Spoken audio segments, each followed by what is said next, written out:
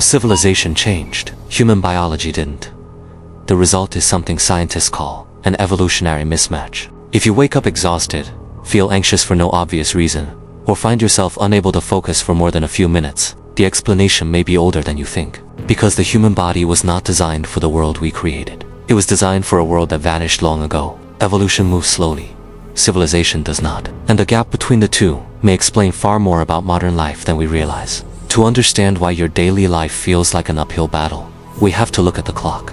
For roughly 200,000 years, anatomically modern humans lived in small, nomadic tribes. We woke up with the sun, walked up to 12 miles a day, and hunted or gathered our food. Then, in a flash of evolutionary time, everything changed. Biologically speaking, your DNA is nearly identical to that of a human who lived 50,000 years ago. You possess the same nervous system, the same hormonal triggers, and the same survival instincts. Researchers like Daniel Lieberman at Harvard and Randolph Ness at the University of Michigan describe this phenomenon as an evolutionary mismatch. It happens when an organism's environment changes faster than its biology can adapt. And humans may be experiencing one of the most dramatic examples ever. In a remarkably short period of time, we took a creature shaped by hundreds of thousands of years of hunting, gathering, sunlight, movement, and close social bonds, and placed it in front of glowing screens.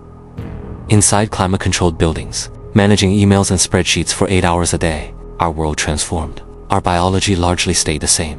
But the problem goes deeper than simply feeling tired at your desk.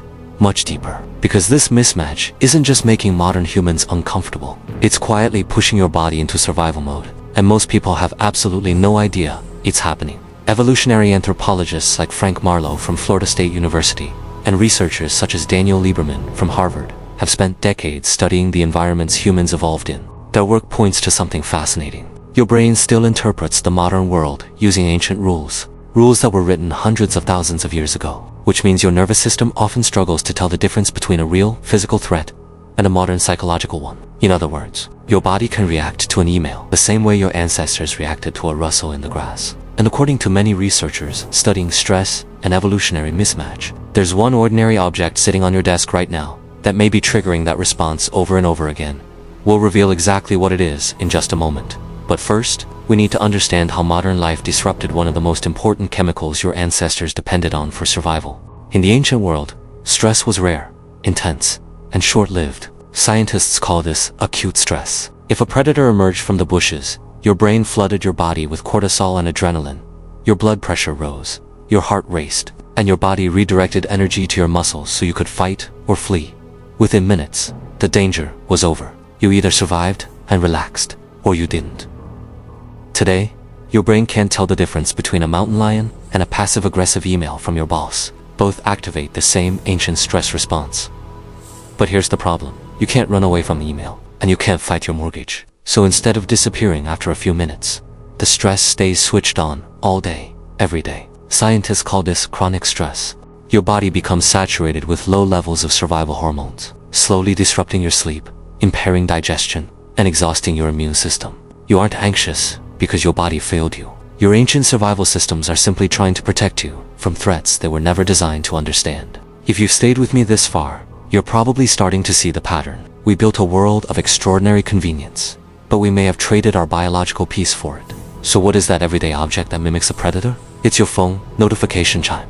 To your ancient brain, a sudden, unpredictable sound from an unseen source can trigger the same startled response as a rustle in the grass. And when that happens hundreds of times a day, your nervous system never truly gets a chance to rest. But the mismatch doesn't end in the mind. It has also transformed the way we fuel our bodies.